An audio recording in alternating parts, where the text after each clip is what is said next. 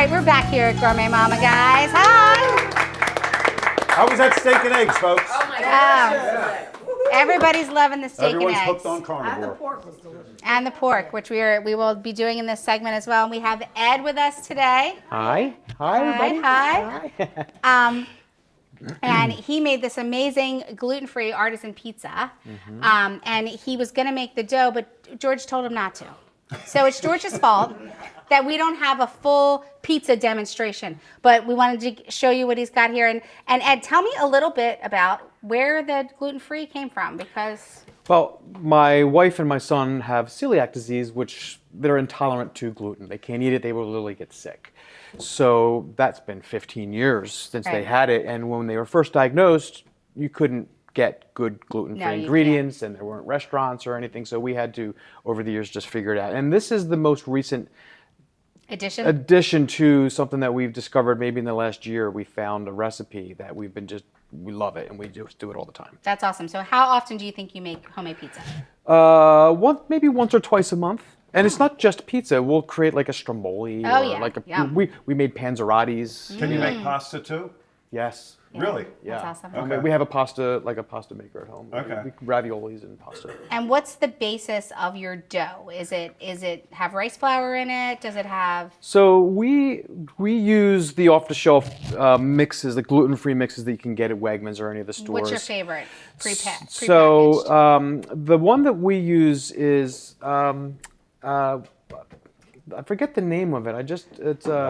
Oh my goodness. Semolina? King Arthur? King Arthur, thank you very much. So King Arthur, good thing I have her. King Arthur it's a really good blend. Yes. But this is King Arthur, and we use tapioca flour in this. Okay, you guys know where tapioca comes from? No. Tell us, Gil. Tell us. From a plant. You do. It comes from a plant. It comes from a root, actually. It's tapioca is cassava. And tapioca and cassava. Tapioca flour comes from a different part of the plant, and cassava comes from a different part of the root. And both of them are very good substitutes for wheat flour because they get soft, unlike others that you might... Uh-oh. She's all choked up. I know. So what do you mean get soft? Like... I don't know if you... Thank you. I don't know if you've ever... Some of the other flours get crumbly. Right. The nut-based flours, a lot of them get crumbly and they get dense and coarse.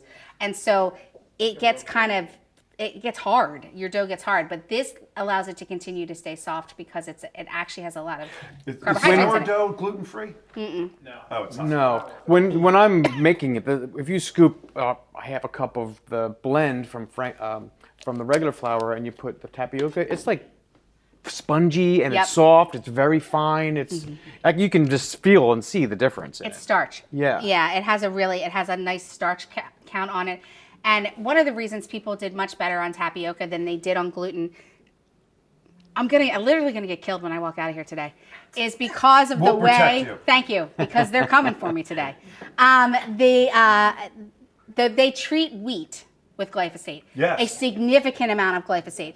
In fact, wheat gets sprayed with glyphosate to get it to sprout more. Yeah. They want that last sprout out of it. And then when they mill it all and they chop it all down and they put it in the barn, they douse it again. They saturate it with glyphosate. Awesome. But that's not in Europe, right? Only Not in it's Europe. something that That's only why here in the U.S. That's why you're You can go to Italy and have pasta and not feel full, right? Raise your hand if you're eating bread in the U.S. Yeah, US bread. everybody's eating bread here. Yeah.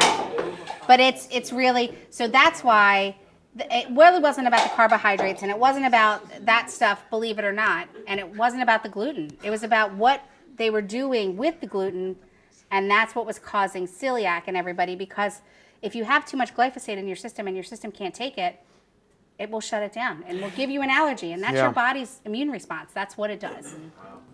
Yeah. Oh, we have the physician. The physician's weighing in. My roommate from college has two boys who are both glucose intolerant, and as a result, he developed a website called Gluten-Free Philly, and it's places where you can eat and what you can get to stay away from gluten. Yeah, there's a bunch of those now. I'm sure you guys. So are- I mean, one of the challenges that we have, my wife and son, if they eat gluten, even if it has gluten-free ingredients, Yeah. but it touched a pan that made gluten in it, Yeah. they will get sick. Yeah. So we don't even eat out unless we are sure the kitchen has I a would highly dedicated recommend that gluten-free website. kitchen. Wow. So I mean, we're, Gluten-free Philly. yeah.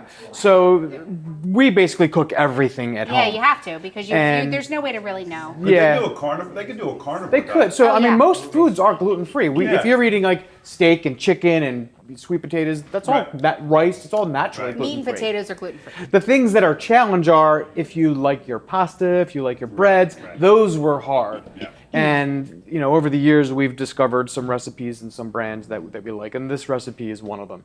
One of the things I want to ask you about is one of the ingredients that I don't see if you're making just like a regular pizza without Right. gluten free is the psyllium husk. Yeah. It's a gel-like mixture, and that gets added into the flour, and it creates this.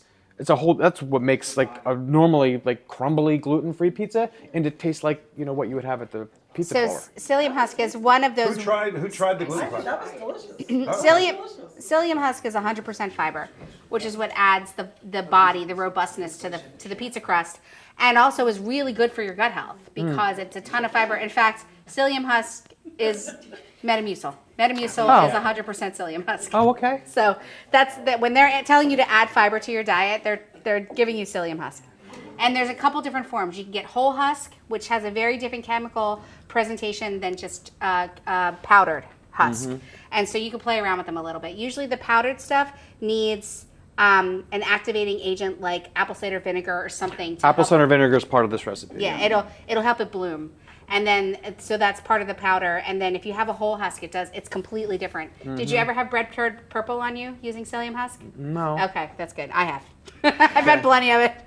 Yeah. So yeah, I had to learn a few tricks with that. Okay. But it is really good for you, so you should keep using it. Awesome. But other than that, aside from his celiac superstar cooking ability, clearly, Ed is an expert in AI, and this episode was supposed to be about what happens in the kitchen when the dads are in charge. The papas. Well, when the dads are in charge, we go to our computer and we say, I'm cooking this, I yes. need all the ingredients for 4 people, and I'm Right. making this meal. Alexa. And then boom, you do. Because Ed, just to give you a background, Ed, I met Ed several years ago. He's done marketing for me, and he's still on a kind of a monthly retainer, more or less, but we do some good bartering because he uses this space for workshops. So he's really good at ChatGPT and Claude and all these other things because he's a coder. And he's done really well, and he's got these interesting projects. But if you want any questions about AI, Ed's the guy.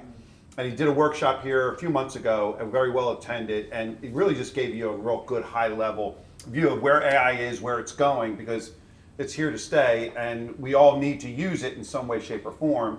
I'm very, proactive in regards to being very unique, and you got to be, you got to think differently. AI, though, is a very efficient tool to use for a lot It's of a things. time saver. Oh, it's a huge time saver. Yeah, it's a time So, Ed, when I pinged Ed about this show, I said, Ed, there's got to be something that can be done in the kitchen with Yeah. AI, because I just think about it, like, oh, I want to make this meal for 4 people and give me all the ingredients so I can go out and shop and be done. And you probably use something like that. I mean, I use it every day just for work Yeah. and different things, and I'm thinking about it because I love it because it has such great applications. It can really help us. It also has some downsides too. So I'm aware of all of that. I think about all of that stuff. I'm always thinking about it because I want to protect our future, our kids, our jobs, all these things. But in the kitchen, there are, some of the things that it can help you with. It's amazing. The things that you can use it for, the narrow applications are just mind-boggling. And I'm learning new things all the time. And I just gave you an example, before we started. Tell that story. My wife, sometimes we'll order out some food, and there's a dessert that she likes. It's a gluten-free cookie. There's not that many places make them good, but this place has this great cookie, and we couldn't get it. They were out of stock, and she really was craving this cookie. So I asked it. This is the name of the bakery that makes the cookie. This is what it looks like. The picture of it on their website. give me the recipe to make this exact cookie. And I explained, it's crispy on the outside, it's chewy on the inside, it's got a strawberry icing on it, it looks amazing. Can you give me how to make this? It gave me the recipe, I had all the ingredients in, 20 minutes later, it was in the oven, and it looked exactly the same. And then and it tasted exactly the same, as good or better. Now that company's out of business. And then my wife's like, I wonder how many calories this is, what the nutrition is. So I just fed the ingredient, the recipe. I said, give me the nutrition label like I was going to sell this in a store. I have it. I'll show you the picture of it. So I have the exact wrapper that matched it, the nutrition, and the cookie we were eating. So But wait, what did you call the cookie? Because the company's... it's called a really good cookie is the name of it, and this is a better than a really good cookie was our cookie. So I have used that application for my recipes for things we're putting in the farm stand because we want to label the things that are in the farm stand. Yeah. And they have created the perfect food label. Guys, I did this research 5 years ago because I was going to do packaged foods for a little grocery store. It was $5,000 to have somebody do it for me. Wow. And now you can do it for free. And in 10 minutes. So wait, when you're doing it, know. you're just saying, I'm putting these ingredients or whatever. I put give the me a recipe. label, but are they given percentages and stuff like that? Yeah, well, they can tell by the recipe what's the. Oh, wow. I just said, give me the exact nutrition label that's required by the FDA that you would see if you bought this in the store, and it printed everything. Yep, Right. it's everything. But here's the question, who's checking the accuracy of AI? I mean, okay, so here's what I'm going to say. I personally have been a contributor to AI, and that is not Way to go, Kelly. I should be humble about this, but I'm not. Because I was a museum director for years, and I literally contributed information, validated, researched information to the internet, which is what AI would be pulling from. I was also part of New Jersey Science Systemic Initiative. I wrote all that curriculum. I was a science writer for 20th Century Fox Television, so I polished every sitcom, every dramedy, every if they had science in their script, it came to me before it went out because I was fixing the science. And I still am contributing content and have been for years and years and years. So you know what, AI? You can thank me. Yeah, 100%. So I check the validity of AI myself very often. And it's getting Thank better you, and better. Kelly. You're welcome. But you have to know what you're doing too. You have to give it specifics. If you give it too much of a broad range, it's going to look everywhere. So if you say to it, be a nutritional expert, use the guidelines from. It really does narrow down that. But you do have to check and also it likes to get creative. Yes. And so you have to just, watch that as well. So you said who's checking the AI that it's correct. I mean, if you look at any of the AI platforms, there's a little disclaimer at the bottom. Yep. This is Check it. AI. Check it. The information may not be accurate. Check Check it out. And it's not perfect. It's not meant to be, this is God. It knows everything and it's always right 100% of the time. But if you compare the benchmarks of the data of what the AI has given you, these companies that are developing AI are measuring it against some benchmark. This is what the best PhD in this field can do, and how does AI compare to them? And it's beat them pretty much in every category and every domain in the world at this point. Yeah, so well, it's as smart or smarter than the smartest humans in almost every category at this Right. point. And the information's getting And better and humans make mistakes too, so Yeah. does AI, but it's smarter than us. We did a whole workshop on this. This could get very deep, and we're not going to probably go into a deep Next one here. episode. Yeah, next episode. But We skipped right over the cookie. But skipped right over the cookie. Because AI is human derivative. It has to get information from us to get accurate. Yes. And that was my point earlier. That's where it is, but that's where it's not going. It's going beyond Do you that. think it's going to come up with its own information? Yes. It's already doing it. It's Okay. already doing it. Yeah, it's synthesizing stuff. Oh, we might Well, well, We're all doomed. So where we're at as of in the last few But months. look, it can't what make you're up a saying is true. recipe. Yes, it can. So But my original recipe, like if it wants to do my carnitas the way I do carnitas, which is where we're going in the Yeah. next 10 seconds, by the way, we are making pork. Would it be able to do my recipe without my information? That's a good question. it could duplicate your recipe if you prompted have to to give do it that. to You would them. have to give it to that. I'd have It's to not give gonna. it to 'em. Yeah. That's my information. So the same, but it'd be no different than I want to cook your recipe Right. and you didn't give me. It's a secret Right, but recipe, that's so I okay. can't. I could get close maybe, but it's not going to be the same. And that's the Right. same idea here. Right. Well, that's what I'm thinking. I'm like, if you still need input for expertise. There still need people doing things as experts to contribute to the information. The thought of all the top minds in this field are that, No, keep talking. I'm just going to get the crock pot.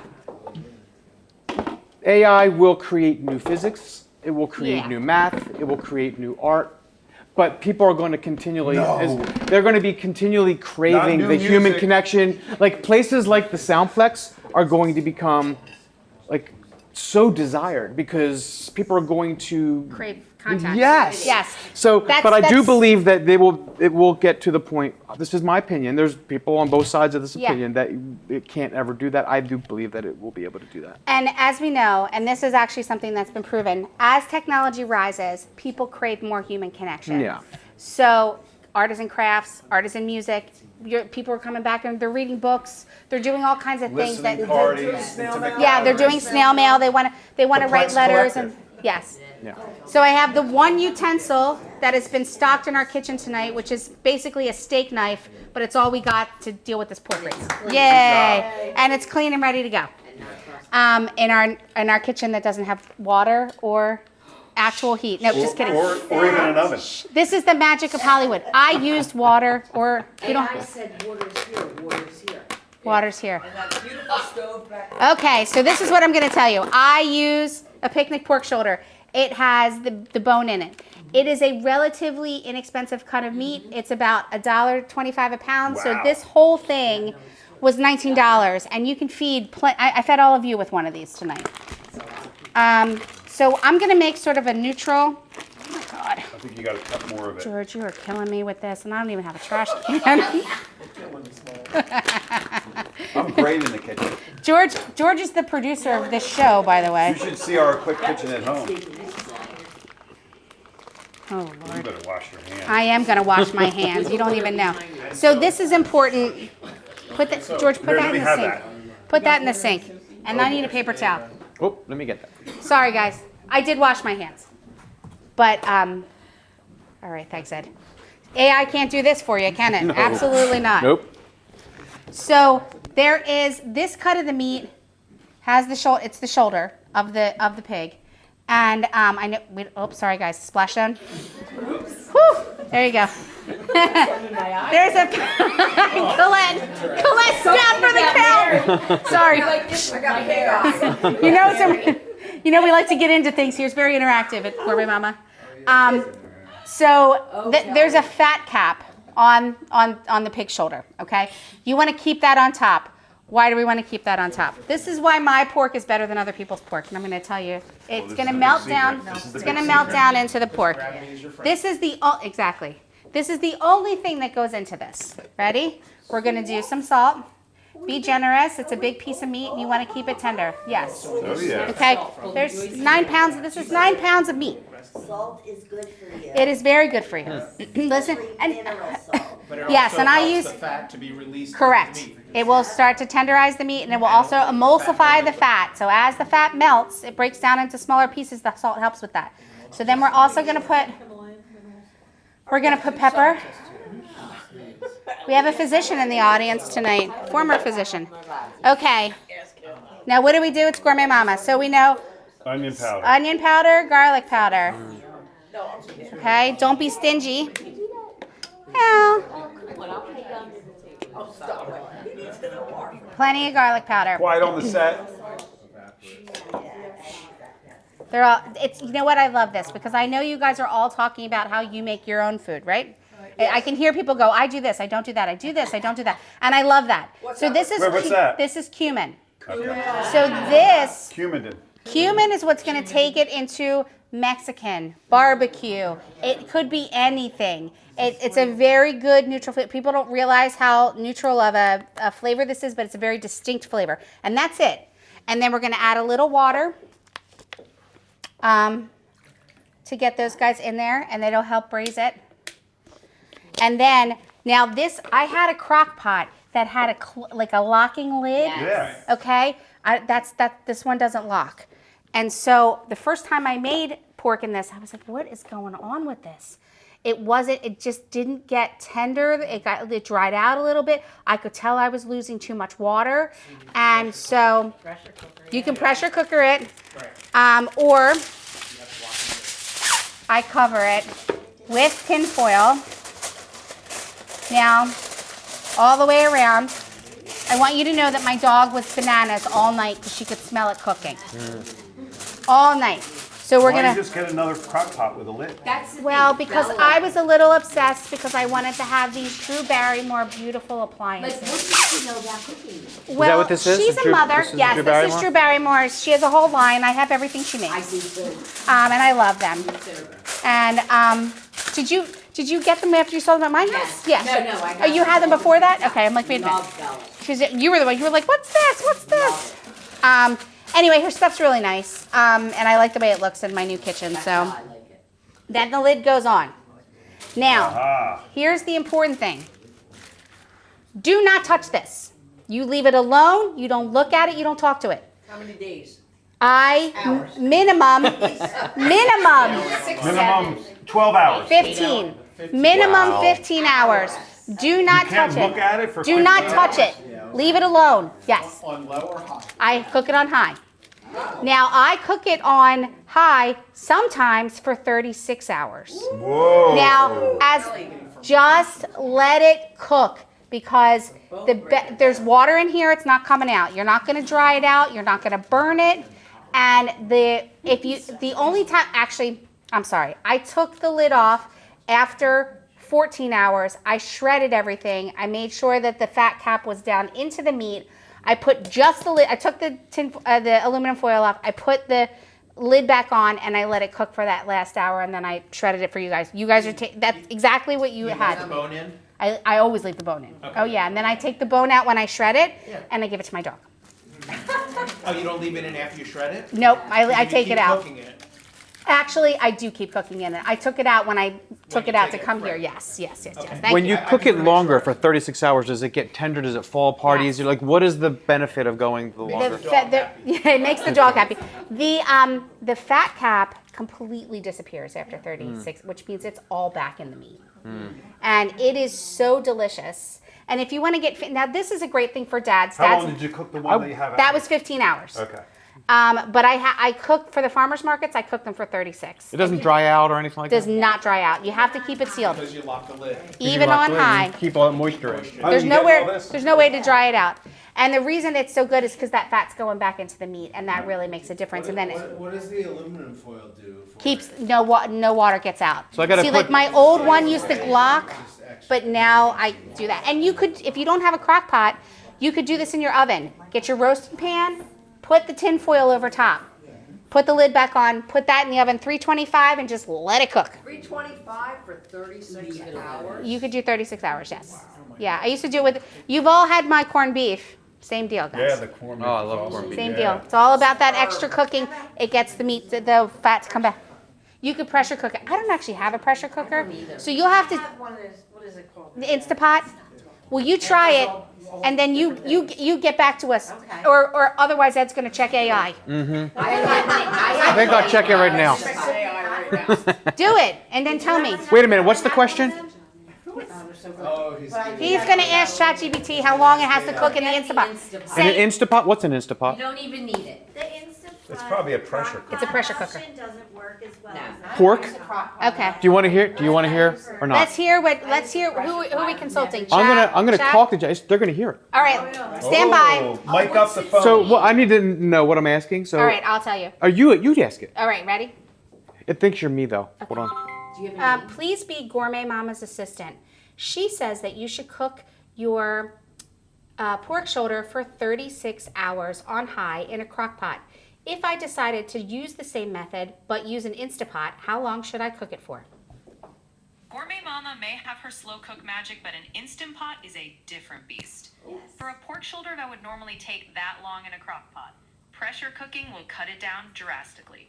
You'd likely want about 90 minutes on high pressure, followed by a natural release. That'll give you tender, shreddable pork without the day-and-a-half wait. 90 minutes versus. Is that? See, Well, so she says. So she says. So now we have to check Should I AI. complain? love my pressure. It's ChatGPT. Yeah. It wouldn't I like come out chat. as tender. That's a good prompt, Kelly. Yeah. You did a good prompt. I have to. Otherwise, they would have thought it was me. Ed, I didn't know you could cook. I have to give it. You have to give it a platform so it knows where to go. How many people don't have fond memories of grandmom's cooking? Why do you think Oh, I that? love my grandma. Because your grandmother used to do these things, and therefore it was good. Oh, yeah, well, we talked about that in my first episode. Everything came from my grandmother. Thankfully, I had a mother that cooked also, but my grandmothers were both cooked, and they loved it. And all they did was feed us. We walked in the door and they fed us. Did they ever You took care of every problem. We know those. do Eat Italian? something. Italian, Irish. Did they ever use a crock pot? My grandmother never used a Never. press. She didn't even have it. I don't think they had them back My then. grandmom didn't even have. She had no appliances. For She me had to cook with a no crock pot, appliances. It takes a lot. So how did she cook? But I love How it. did she what?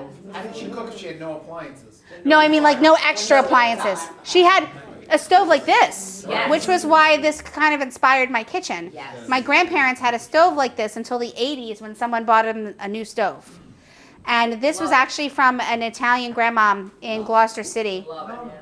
And So, we had to bring it out of the basement. Okay. And when I called the guy, Weighs he a said it's ton. about 200 pounds. Yeah. It's more like 800 pounds. Thank God I had two strong men over there pulling it out of there. So you guys reap the benefits of what this recipe was. That's what that pork tastes like when it comes out. 15 hours. Don't touch Time it. doesn't mean anything. If you just put it on. put it on. Forget about Eat it. it Sunday night. I'm going to start dinner for Monday tonight. What was that? Forget There you go. Hold on. Really? That's right. I can't What was wait. that? Forget about it. Yeah. I'm going to start tonight for Monday So- dinner. Then you forget about it. Cut, all right. So if you wanted to change the flavor profile, skip the cumin, put rosemary, oregano, basil, then you have Italian pulled pork. You could do broccoli rabe and provolone with that on a sandwich or on a plate. If you want to do this, I also take this out sometimes and put it on a sheet pan. Sprinkle it with a little taco seasoning. I make my own, but taco packet would be fine. And put it in the oven on broil, and then it gets crispy. And then you can do tacos. yeah. You can do all kinds of stuff with that. But this is a good dad solve because if you guys are home for the Yeah. weekend, Right. stick it in on a Friday so night. easy. It's so easy. We're doing this and then you have this meals. weekend. We have 2 crock pots, and they're down in my basement. I never use Use them. them now. Sunday night. I know. No, you got to come. It's a game changer. I have 4 children. We have a family of 6. So crock pots are really, I and don't know why I when I was- Everybody, right? Yeah. what was that? That's how many pounds was that? 9. It was 9 pounds. How many people will this feed?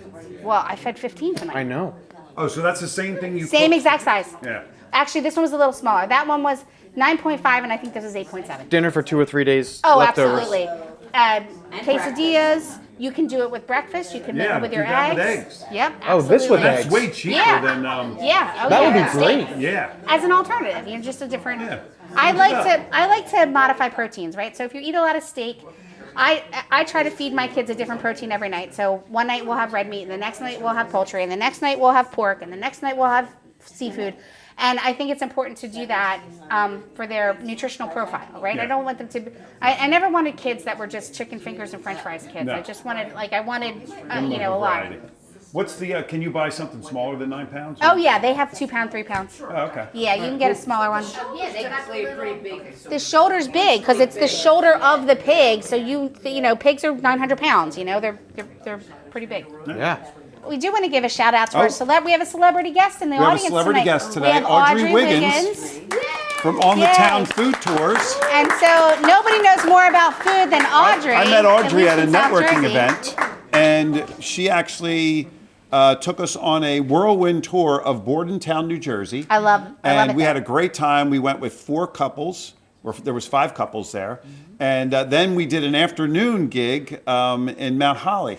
And Audrey knows a lot about the towns. There's a lot of great history in New Jersey, yeah. just like you're talking about your farm. She knows these towns like the back of her hand, so it's very educational. But we go to these different restaurants, and Mount Holly was a real treat. So, Audrey, tell us a little bit about your business, real quick, and why you're doing it, and tell us when the next one is, so all these people here can kind of get Yeah. on your website And how to get a hold and of buy you. a ticket. All right, that sounds good. Well, I'll start from the back first. My next tour is the first weekend in June. Actually, I think it's June the 6th, which should be a Saturday. next Saturday. Yeah. Yep. And that is in Haddon Township. So we would love for more people to come. That's a public tour. But a little bit about my tours.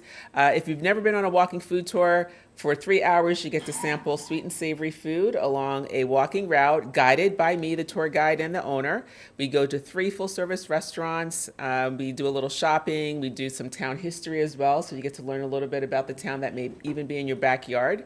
And then we always end up with something sweet. We talk to the owners of the shops and restaurants, and we support retail shops as well, and we do some shopping. Why did I get into this? Yeah, because you like to eat. You got to eat. It's one of the things that I really enjoy doing. I've been in the food and beverage industry for well over 20 years in marketing and in sales. And we used to do this kind of thing for our clients. And I thought, let's dig in a little bit more and see what's out there, because what we did for our clients was a little different. They had an objective, and we would go and solve their problem. But for regular folks like you and I, these walking food tours are in big cities mainly. And when I started, there were 4 towns that these food tours were in. And it was very similar to what we do in big cities, but we do it in small towns. And so it was in Newark, it was in Jersey City, the Hoboken, and then the vacation town of Cape May. So they were the first 4. And then I was the first to have it in suburbia. That's awesome. And she's real passionate about history, so she knows these towns like the back. And she knows all these little nooks and crannies, like the one in Bordentown where the tunnel or the Underground Railroad, where we actually walked by that. That was in Bordentown, and the Mount Holly was awesome too. I mean, Mount Holly is a ton And of that bars. what was that first restaurant? Not the first restaurant, the second one we went to. That's a hidden gem. What was the name of that place in Mount Holly? In Mount Holly. Oh, that was Vino 61. Oh yeah, Yeah. that was That's awesome. spectacular. I love it. Yeah. I know. Have you been there? Every restaurant in Mount Holly. My good, that was like something like, whoa, this is in Mount Holly. I didn't know, and that was awesome. That Yeah. food, that what was that beef stew they made? That was Yes. spectacular. Yeah, that's a regular on the menu. Yeah. Winter, spring, and maybe summer as well. That was the best I ever had. It was Beef stew, delicious. yes. It was delicious. Good job, Audrey. Thank you Did so you know much. Any that- questions for Audrey? Does anyone have any questions for Audrey? Where can I find out about your tour? The next one coming up. More information. You could visit on thetownfoodtours.com. Okay. And there's each tour town has a calendar, and you could book it online, or you can just give me a call directly, and I can help you out with the description and help you book it online. Perfect. So my number is 609-721-5164. Oh yeah. And what's the maximum amount of people that you have on the tour? What's the 12 is very comfortable because that will Okay. fit in all the restaurants comfortably, the retail shops. They're not overwhelmed. If we did have a really large group, we'd have to split the group in half, Right. and then we would visit the same locations at different times. Okay. Yeah, that's awesome. Great job. Mount you so Holly much. is one of the first. Mount Holly has the first jail in the country and the first fire company in the whole Yep. country. It was actually the place where all the like George Washington and all those people congregated there before they started in Philadelphia.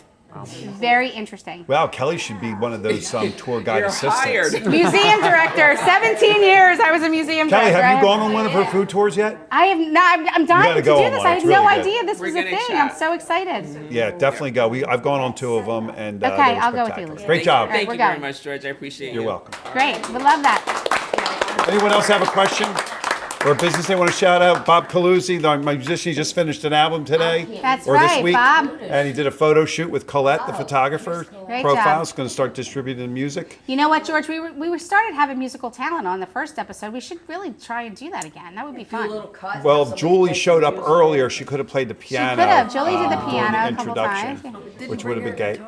We had Brandon Tomaseo on. We did. And I like do a want spaghetti to and do a cilantro. shout out for Yeah, Phil it was really here fun. Second because episode. he's in a networking group that I'm a part of, and the name of his company is called Poopies. I love it. And wait, let's see. Can we guess what Poopies is? It's Clean up dog poop to in the clean up yard. the dog poop, and you flush it in the toilet with. It's a It's a flushable. Flushable dog waste bag. The dog takes you for a walk. He or she goes to the bathroom. You're obligated legally to pick it up and bring it home. Instead of putting it in the trash, you drop it in the toilet, you flush it away, the bag dissolves, the poop goes where poop should go, and the rest is good. And I call them Poopies because Is it- it's a great brand. Is it septic safe? Yes. Wow. Yeah. Awesome. All right. Lovely. Guys, thanks so much. You were an awesome audience. Information. I love to hear the banter. I love to hear the conversations. Gourmet Mama is about bringing people back into the kitchen and connecting over food, which is a universal language. Yep. Regardless of what AI is going to bring us. Nobody can eat. It's not me. Nobody can eat for us, right? No, we they still have cannot. to eat. We still have to eat. So thank you so much. I love that everybody was here. Please help yourself if you're still hungry. Share your experience with your friends.